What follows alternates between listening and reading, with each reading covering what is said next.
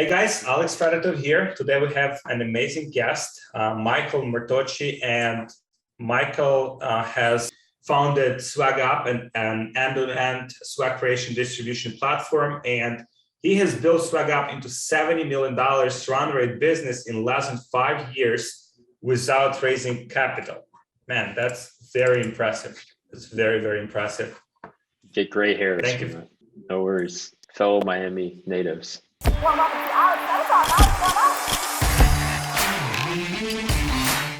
I was like, so is this like, so SwagUp, is it like B2B business? Like from looking at it, like, is that like you guys selling mostly to businesses? Yeah, for the most part. I mean, lots of like high-tech software type companies are like our core customer base. But yeah, you have like corporate companies purchasing in bulk, the branded merchandise that they need for their customers or their employees or partners or whatever it might be. So we do a lot of like new hire, welcome swag, and celebrating milestones at companies and holiday gifts, and sending to customers when they onboard with you, all that kind of stuff. So what percentage of your business, like those are really big like companies versus like smaller companies doing like one-off orders? Yeah, I mean the bulk of our customer base is like SMB, like small to medium-sized businesses that have maybe 50 to 500 employees. They might be doing plus or minus $50 million in revenue, and they might be spending say $20,000 to $50,000 a year on branded merchandise.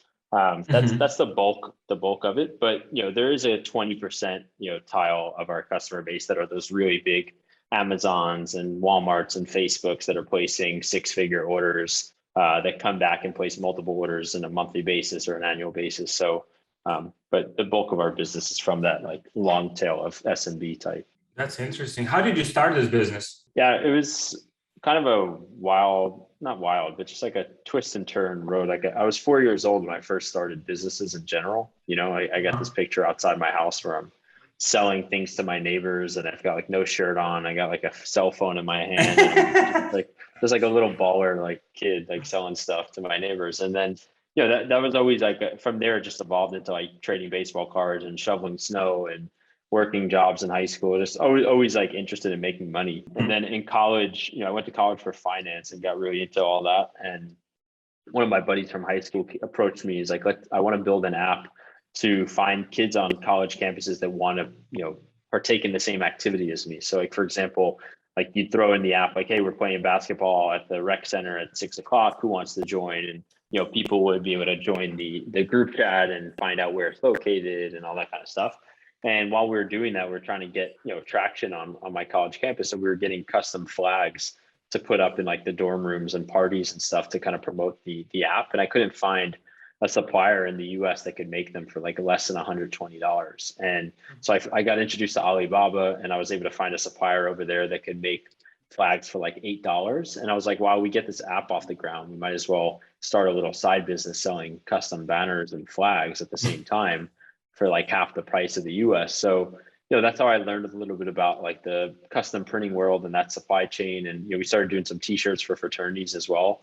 And then I ended up actually dropping out of school and became business partners with an NFL player, this guy, Steve Weatherford. And, I was commenting on your ClickFunnels, plaque there, because we were using ClickFunnels back in the day to like build out, these landing page experiences to sell digital fitness training programs. And even in that experience, we're bundling those digital programs with physical products. So we would create bundles with like custom shaker cups and resistance bands and stuff like that, because I knew where to get them overseas and stuff.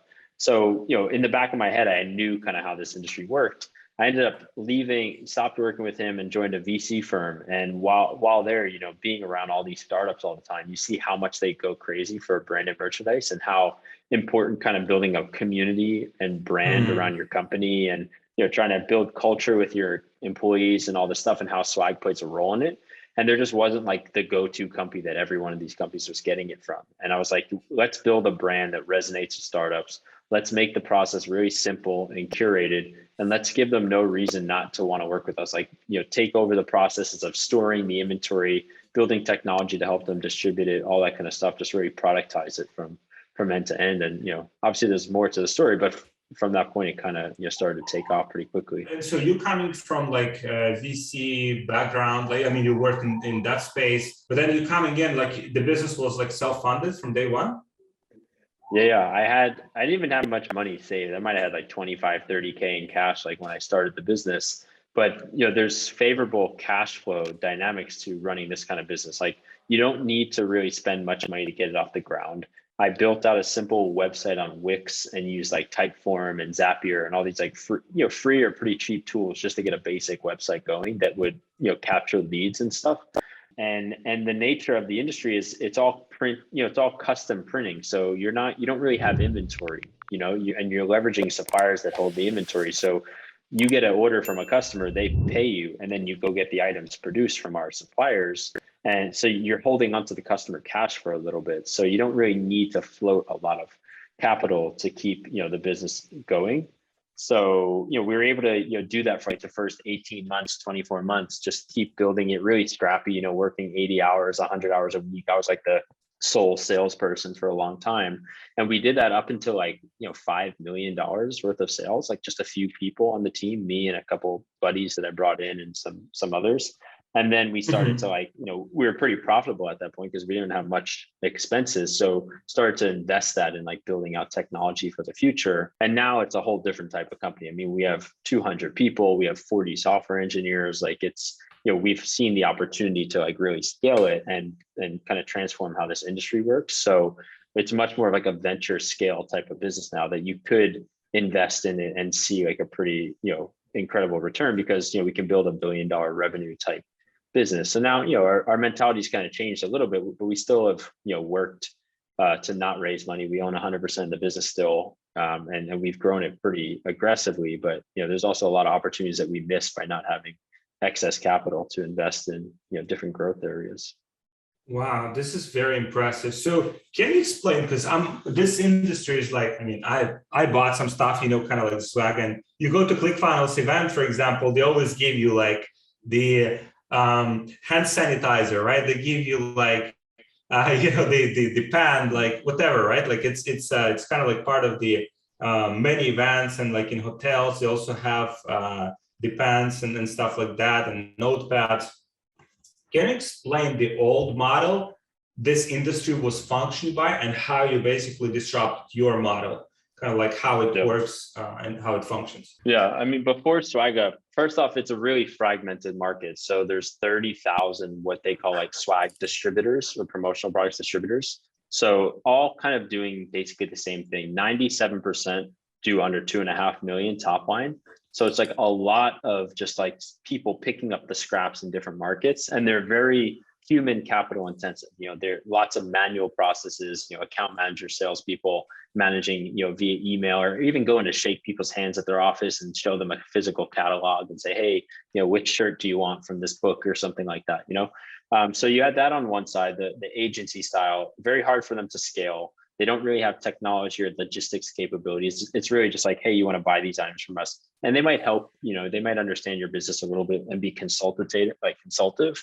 And then on the other side, you had like e-commerce sites like For Imprint and Custom Ink and Discount Mugs. And like, these sites, they look very like 2000s. You go on, there's way too many options. You search water bottles and they might have 12,000 water bottle options, So they kind of, it's nice that they have everything up there front and center for you, but at the same time, they leave all the work to be done by you. Like you got to figure out what to order, how to design it. And sometimes you want one item from this website, but one item from that website, you got to kind of have to all string it all together.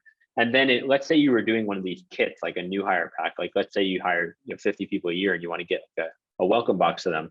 You'd have to buy the boxes here, the shirts here, the hard goods here, and then send them all to one centralized place. Like maybe you work from home and you throw, it's your apartment now becomes like a packing center where all these supplies start coming in and you're boxing them up, and then you're running to the post office to send them out to people. So if there's the element of like buying the items that wasn't the greatest, and then there's also the element of distributing and sending out the items that was really manual. So when we came in, it was like, let's make the process of creating the items really simple. Let's curate the selection. Let's narrow it down to like 10 or 15 water bottles instead of 15,000. Let's do the design work for the customer. Let's give them a portal where they can go in and manage this whole process. Let's do the kitting and packing for them through the same vendor. And then once they're done ordering it, we'll do warehousing. We'll inventory the items. We'll ship them as they need it. We'll create integrations with their system so that we can automatically send things out. So we have like a Zapier app where if this happens in your system, trigger the box to be sent to this person as well. So we try to take the end-to-end process of creating and distributing the swag and consolidate it into one company and one platform to just make it so much simpler, so you never have to deal with one of these other kind of vendors again. And we take a lot of the work off so that you get the fun part of just picking the items and strategizing how you want to leverage it. Wow, this is impressive. So, so you started the business like which year was that? 2017. So it was May of 2017. So it's about 4 years, 8 months. Wow. Hey guys. People have been asking me how we scale to multiple 6 figures or even 7 figures per month without getting shut down on Facebook. And we have a very sophisticated solution for this that I want to share with you, but it's just like too valuable to give away for free. So if you guys want this solution, just book a call with one of my team members and we'll show you exactly what it is and how it works, and we'll see if that's a good fit for you and for your business. So just book a call with my team member. We'll share it with you so you can scale your business to multiple 6 figures or even 7 figures per month without getting shut down on Facebook, without having inconsistency, and with high profitability. So just book a call with my team and I'll see you there. In terms of the supply chain, right? Like, so right now you have like what? You have like big warehouse, like where you keep all of these items, or this is like fulfilled from kind of like third party kind of like... We actually touch the items. We get involved in the fulfillment. So we run a warehouse in New Jersey. That's where we started the business. I just happen to live in Miami these days. So basically we have a network of like 150 different suppliers that we use for different reasons. Some of them we purchase the blank, baseball hat. Some we purchase, the water bottle with the branding on it. Some we just send items to get decorated on, all that kind of stuff. So we have all these vendors. We have purchase orders that we're sending out to all of them. And then everything finally comes to our facility, goes through a receiving process, goes through a quality control process. So our teams analyze like every product, make sure the right logos are on there, the right colors, there's no damage, all that stuff.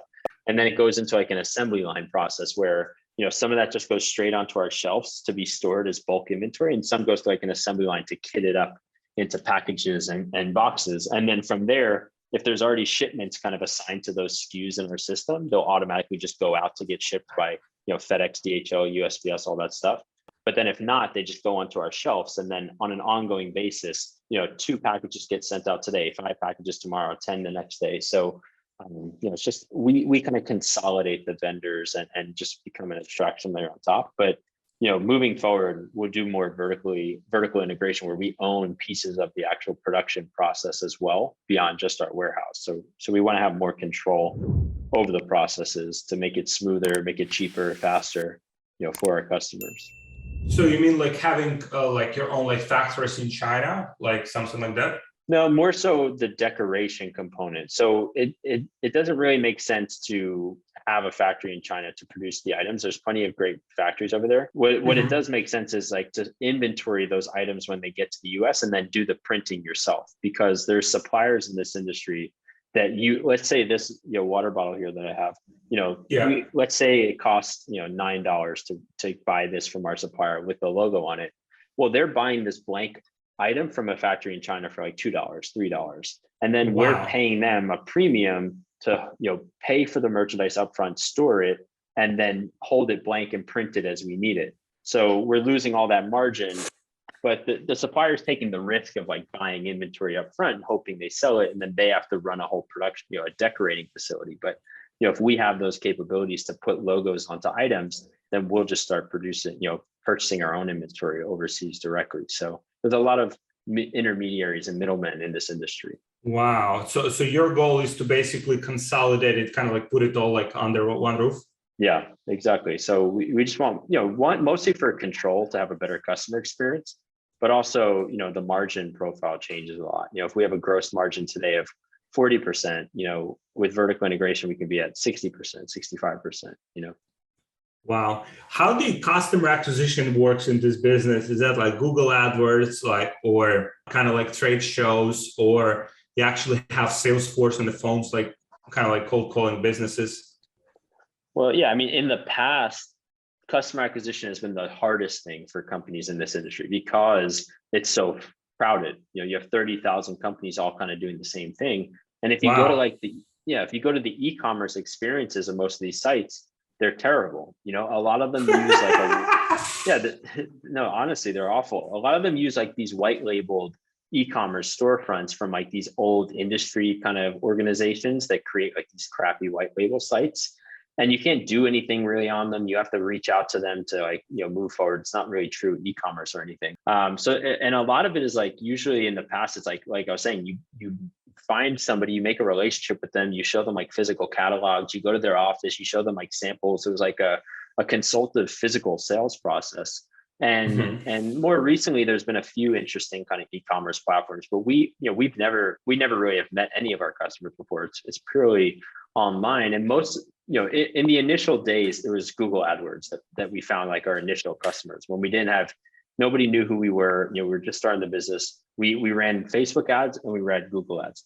Facebook ads brought a lot of volume, but it brought a lot of shitty volume. Google ads had much more high intent traffic because it's people looking specifically for that, service or something like it. And I ran the Google ads for the first couple of years because I learned a lot about running kind of paid digital ads through working with the NFL player and running these ClickFunnels, campaigns and these landing pages and stuff. We were doing a lot of Facebook ads, testing lots of variations, all that stuff. So I used that scientific approach of like, having lots of variables in ads and bring that over to, Google as well. And Google worked really well. Like we were getting pretty legitimate companies reaching out. But now up to this point, the majority of our growth has actually been fueled by just organic virality. It's been a lot of people just find out that we have this really interesting, innovative solution, and they might receive one of our packages from one of their customers or their employer, and then they ask like, "Hey, who'd you get that from? Like, where can we do something similar for our business?" Oh, SwagUp's the company to do it. Or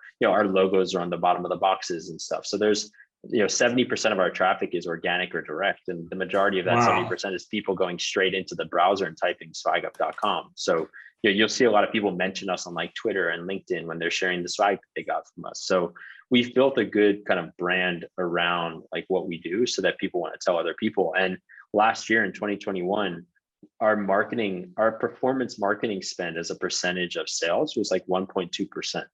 It's like super, super, super low. So we really invest a lot more in like the customer experience and getting people to want to tell other people about what we do than, going after really crowded kind of search terms. Wow. So in terms of building this business, right? So you mentioned that initially that was in a different business. You partnered up with this guy from NFL. Was this business, what were like your key partners or key kind of like people? There's in business, there's oftentimes there's one person, you bring them in, they help to build like certain area of the business that just like completely helps the business itself to take off. So who were like the most like key like hires for yourself when you were building this up?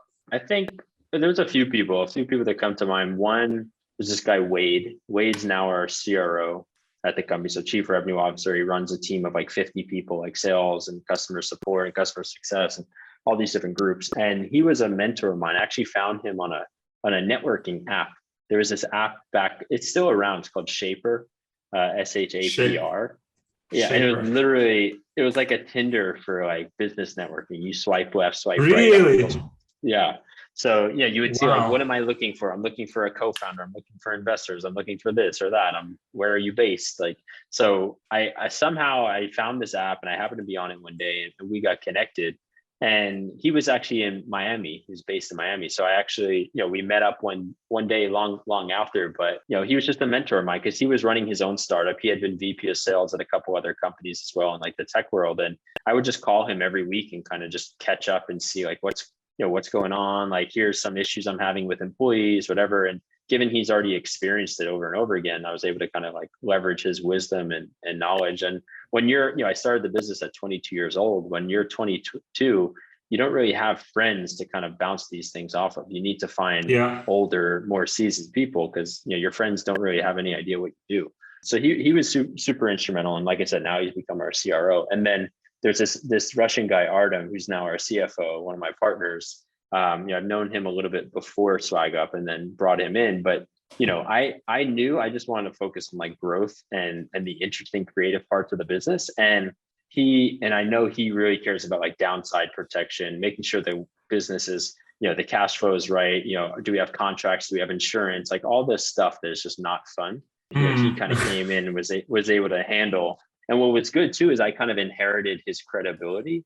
So he helped also bring banking relationships with him as well. So some of the bankers he's used were able to help get us some like lines of credit in, not too long after starting it, like a year and a half, 2 years in, that were helpful to kind of fill in some of the gaps along the way as well. Wow. Is this like very like cash intensive business? Not really, just because, like I said, the dynamic of it is like, you don't really need to have a bunch of assets. We don't have machinery. We have the warehouse, and that's, that's probably a pretty big cash suck, but we didn't have to have a big warehouse to start. And, now it's just a matter of, do we want to, a lot of our capital goes to invest in engineers and product managers and stuff to build out, better user experience for our customers, to build out more tools to connect with our suppliers so that we can automate the whole procurement process, fulfillment process. So we build a lot of like our own internal tools to run our warehouse and stuff. So most of it is just building, investing in those teams to build a more scalable kind of technology footprint, for the future. But, you don't really need to sink a ton of capital. But at the same time, there's a low barrier to entry to just start a business, but there's a high barrier to build something sustainable, for the long term. Make sure you follow me on Instagram. It's Alex Fedotoff, 3F at the end, because I share behind the scenes strategies and things we do in our 8-figure business and also in my personal life. So make sure you follow me and I'll see you there. You mentioned how many developers you have. Like you have developers like constantly like building like better technological side of the business as well, right?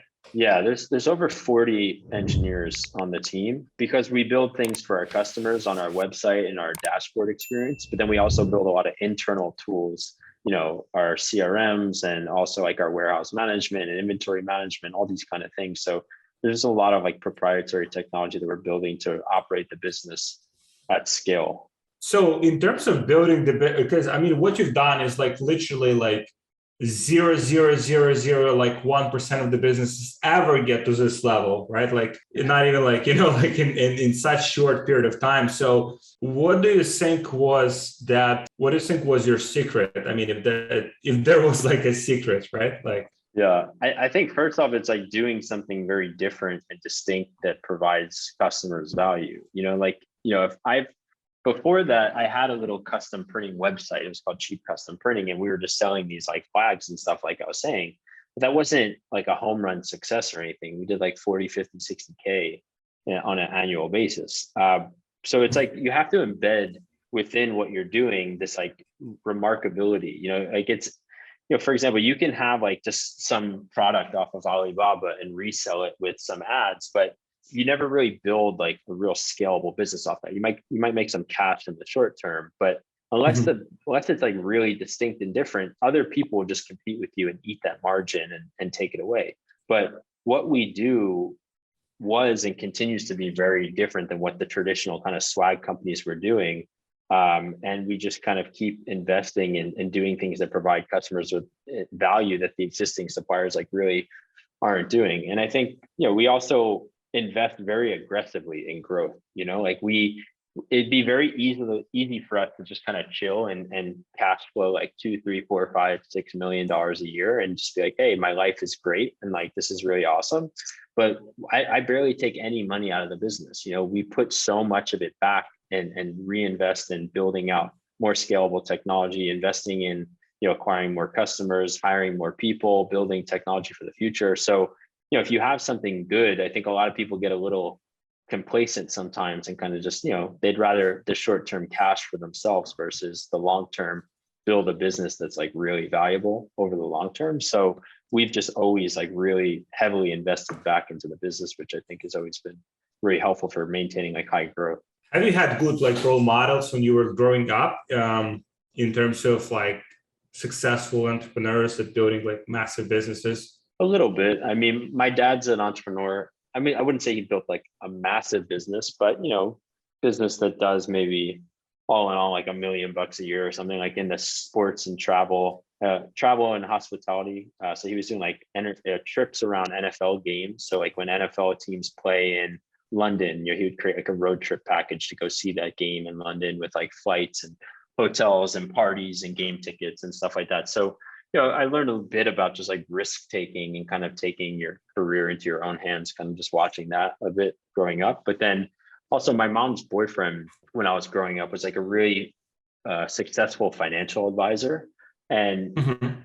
it was more so, less so like seeing like how to run a business from him, but more so just what's out there in terms of like how successful people can become, and that like it's not crazy to be a multimillionaire and make a bunch of money and live a lavish lifestyle. Like it's obtainable, and it starts with like really just like honestly believing that you're capable of it. And I think he gave me a lot of confidence, just like, oh yeah, like you can do that. Like whereas a lot of Mhm. kids growing up are kind of told like, oh, you'll never be this, you'll never be that, it's too hard to do that, like being around successful people, they don't think it's crazy to be successful. They just think it's pretty normal, So I think it was Mm. really helpful that. And then I just learned, and I read a lot, I read a lot of books. I listen to a lot of podcasts. I read a lot of, people's articles that they write or newsletters or whatever. I'm just constantly absorbing information. I'm on Twitter a lot, just seeing what other people are writing and stuff. So just a lot of just kind of absorbing people's knowledge without them probably even knowing that I've learned from them as much, When you moved to Miami? I've been here since September of 2020. So it's been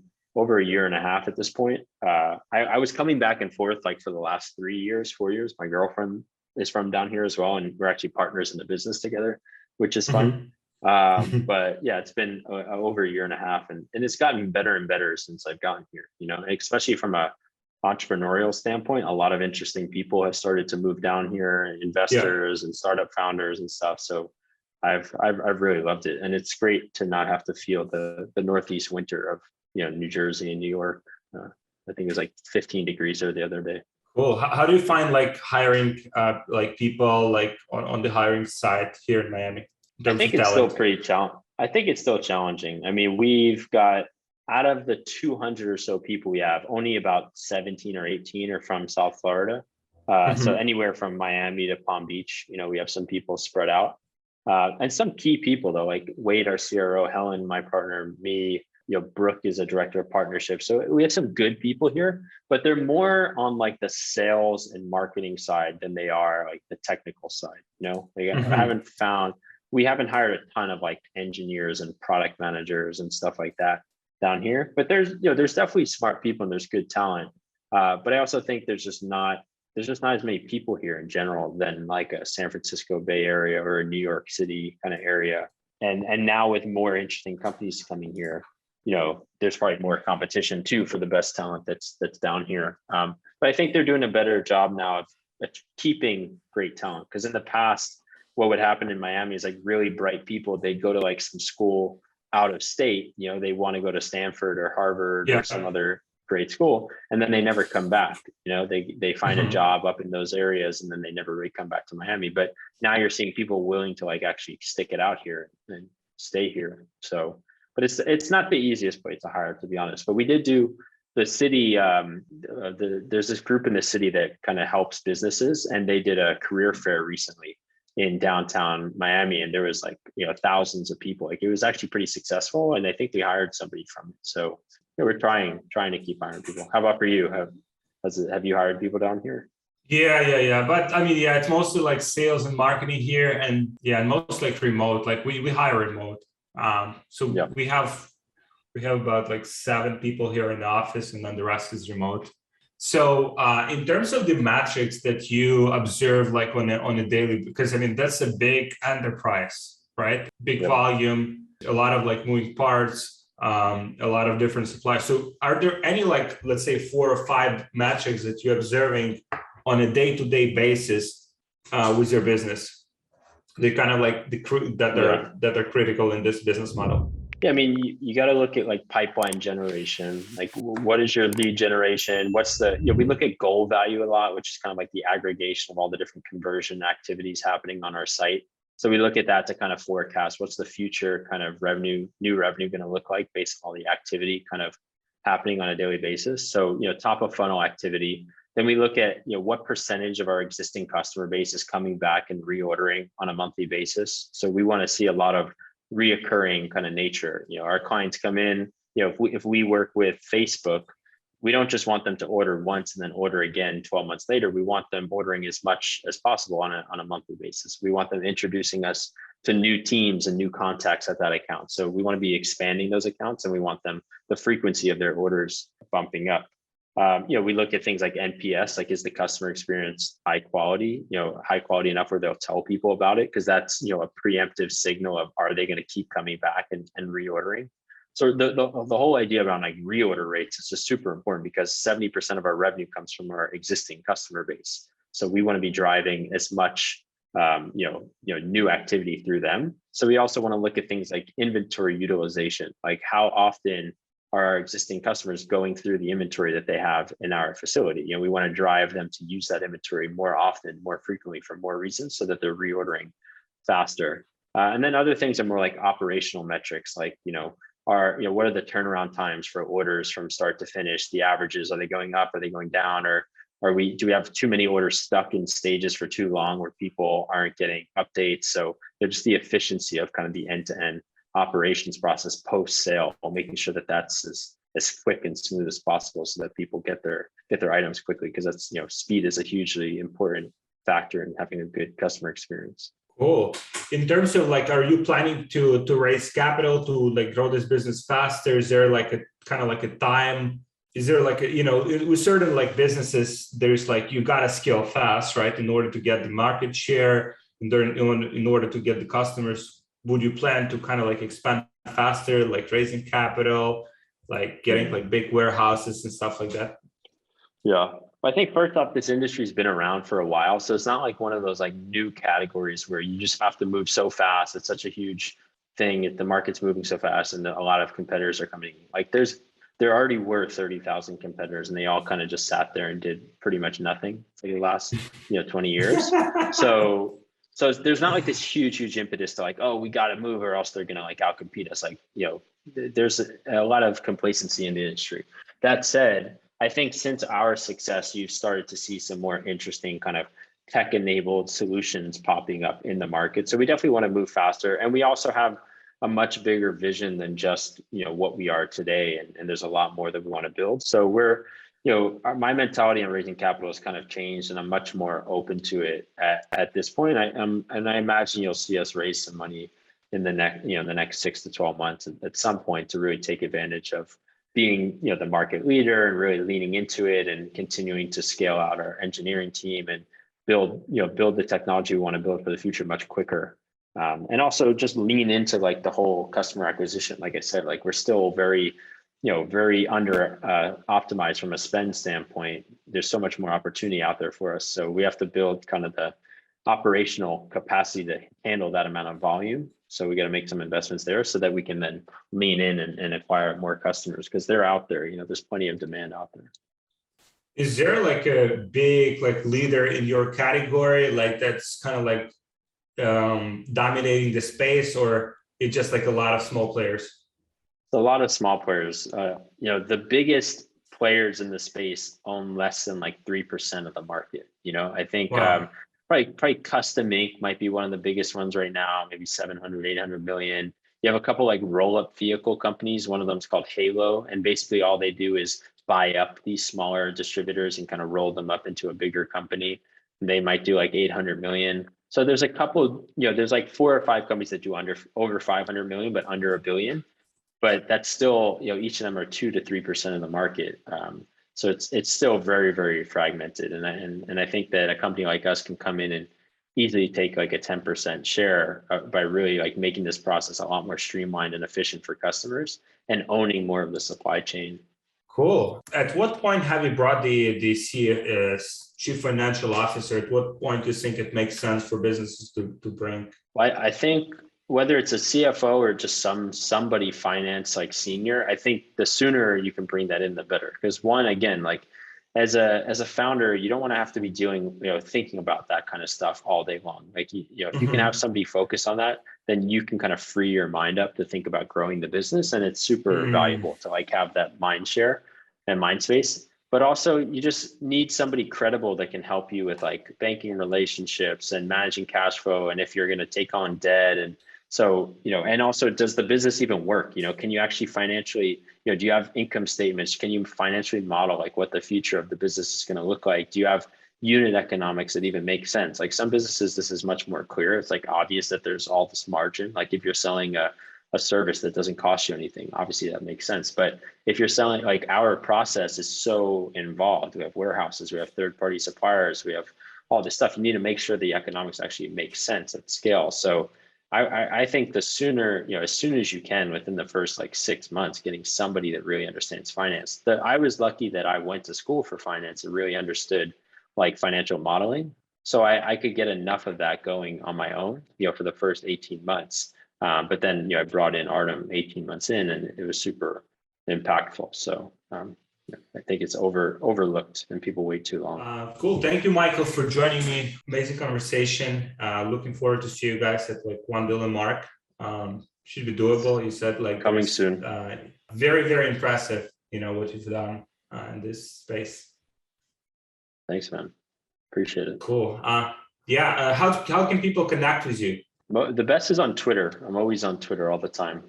It's just at Michael Martocci, just the way I spell my name, and I'm always there sharing things, learning from people. So, and my DMs are open there. Even at my email in my bio, people can email me whenever. So, have you found it? Because I asked other founders, like they found that Twitter is pretty good for like finding good talent.